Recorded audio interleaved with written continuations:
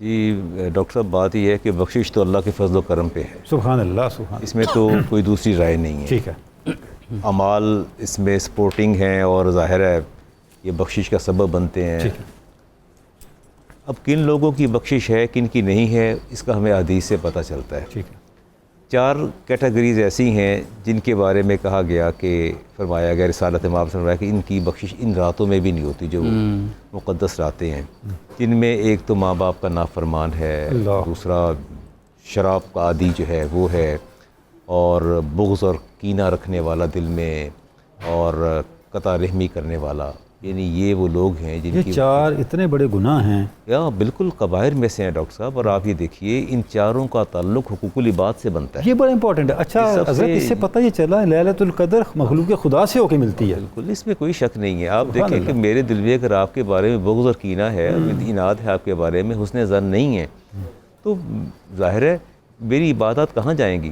رسالت مآب علیہ السلام نے ارشاد فرمایا کہ صحابہ تم مجھے کسی کے بارے میں کوئی بات نہ بتایا کرو، کوئی بات تمہارے مابین ہو بھی جائے تو مجھے اس کا ذکر نہ کیا کرو. کچھ یا رسول اللہ کیوں نہ کرے؟ فرمایا میں چاہتا ہوں کہ میں جب جس سے بھی ملوں تو بڑے آسان طریقے سے ملوں، میرے دل میں اس کے لیے کوئی بات نہ ہو، اور جب میں دنیا سے جاؤں تو سب کے بارے میں حسن ظن لے کر جاؤں. سبحان اللہ. کتنی بڑی بات آپ نے فرمائی کہ جب اگر تعلیم ہے سب، اگر میں ایک آپ کی ریپیوٹ خراب کرنے کی کوشش کرتا ہوں، جو لوگ آپ کی عزت کرتے ہیں ان کی نگاہوں میں آپ کا مقام جو ہے مرتبہ متزلزل ہوگا.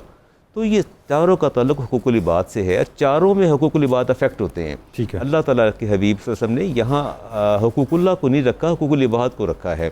ماں باپ کی نافرمانی میں سمجھتا ہوں کہ یہ ٹاپ آف دا لسٹ ہے. اور ظاہر ہے بچے ہم نے بھی پالے اور ہمیں اندازہ ہے ہمارے ماں باپ نے کیسے پالا ہوگا.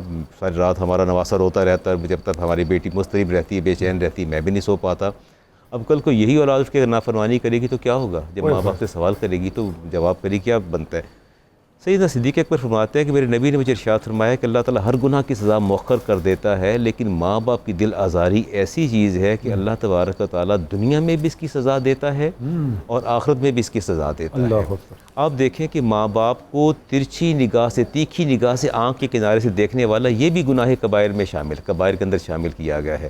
رسالت مآب نے ارشاد فرمایا کہ اگر کوئی بندہ اپنی والدہ کی ان 2 آنکھوں کے درمیان پیشانی پہ بوسہ دیتا ہے تو اللہ تعالیٰ اس بوسے کو جہنم اور اس کے مابین حجاب بنا دیتا ہے. یعنی اتنا مقام اور برتبہ. آپ نے اپنی صاحبزادی کو فرمایا خاتون جنت کو، پوچھا یا رسول اللہ جنت؟ فرمایا اپنی ماں کے قدموں کو تھام لو، سیدھے تمہیں جنت میں لے جائیں گے. اور اس شخص نے کہا یا رسول اللہ میں نے منت مانی تھی کہ مکہ فتح ہو جائے گا تو میں جا کے اس کی چوکھٹ کو بوسہ دوں گا. مکہ فتح ہو گیا، اللہ نے فتح کر دیا، میرے پاس تو وسائل نہیں ہیں، سواری نہیں ہے.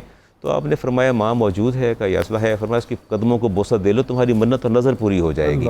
اتنی سگنیفیکنس ماں باپ بیت اللہ کے برابر قرار دیا. تو ماں باپ کا تو انسان کوکھ کا قرض کبھی ادا نہیں ہو سکتا. میں تو ہمیشہ کہتا ہوں کوکھ کا قرض اولاد ادا کر ہی نہیں سکتی.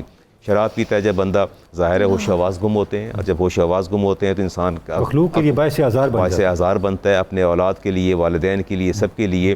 لیکن اگر یہ لوگ توبہ کر لیں، اگر یہ لوگ توبہ کر لیں گے تو اللہ تبارک و تعالیٰ جو ہے ان کی توبہ قبول فرمائے گا. صلہ رحمی کرنی چاہیے، قطع رحمی.